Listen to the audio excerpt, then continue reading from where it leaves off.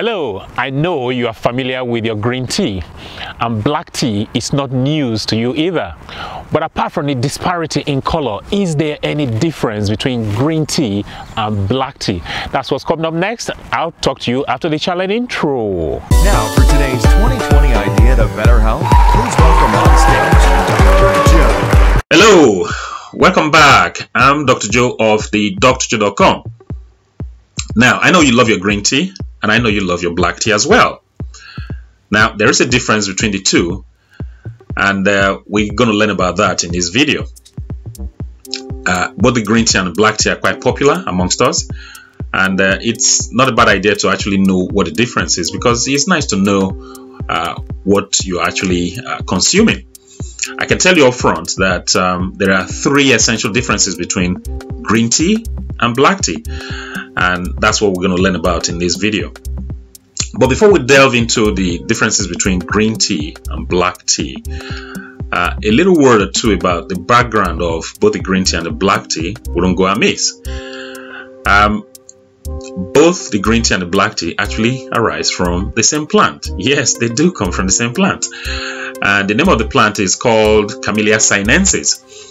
And this plant is grown in huge fields in the eastern part of the globe. A lot of it is grown in Sri Lanka, and that's what you can see in that video. That video is from the hills of Sri Lanka, and of course China is not left out as well in all of this, because you got bigger plantations in China. Something else you may want to know is the fact that the leaves of the Camellia Sinensis are actually harvested manually, by plantation workers, and that's what you can see there as well. The divergence between the green tea and the black tea actually begins with the process of oxidation. Oxidation turns the leaves of the Camellia Sinensis plant from green to dark brown color, and that's how black tea processing actually begins. So whereas the black tea leaves are being oxidized, the green tea leaves are left as they are. What does this process of oxidation actually mean? Well, oxidation means that the leaves are exposed to oxygen-rich air, and this exposure to oxygen-rich air means a fermentation process is triggered in the black tea leaves. And that is how the first difference between the black tea and the green tea actually starts. So the first difference between green tea and black tea is that black tea is fully oxidized and fermented, whereas green tea is not oxidized and is not fermented. So that's difference number one. The second difference has to do with the flavonoids contained in both the green tea and the black tea. It is noteworthy that both the green tea and the black tea actually have flavonoids in them. Flavonoids are polyphenols.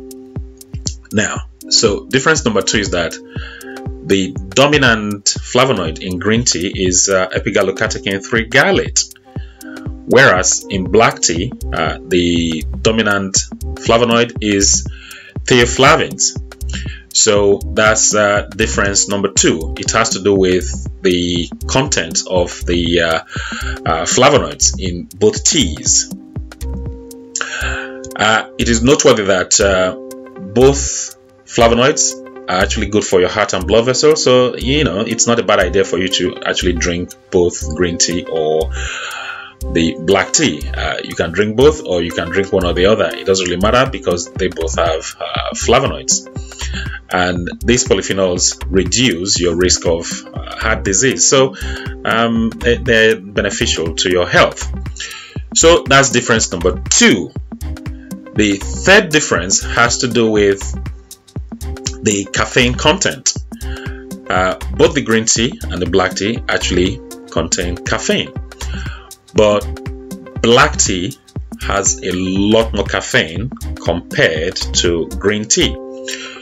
And in actual fact, black tea is a very nice substitute for the regular coffee. So for somebody who tends to have side effects of the caffeine from regular coffee, you can actually turn to black tea as a very nice substitute.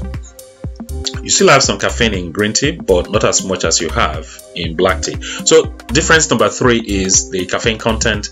You got more caffeine in black tea than you have in green tea. So those are the 3 differences between green tea and black tea. It has to do with the processing. That's difference number 1. And the flavonoid content, that's difference number 2, and caffeine content, that's difference number 3. Well, I have enjoyed your company in this video presentation, and if you are new to this channel or you've been watching this channel and you haven't subscribed, well, I think it will make sense for you to subscribe, because that way you'll be notified of future videos that I make. The subscription button is just right there in the bottom right corner. The next video I'm going to make is about this green tea and the black tea. I'm going to be talking about which of these teas you should actually drink. I'm going to give you some guidance regarding which of these teas to actually drink. So that's another reason for you to subscribe. The button is right there in the bottom right corner. Now, if you think someone else you know may actually benefit from watching this video, please do share this video with them. Like I always say, sharing is caring. And yeah, share the video with them, and hopefully they'll watch it and also get some value from it as well, just like you did.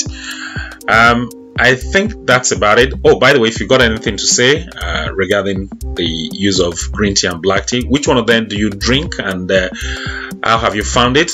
Please leave your comments in the comment section.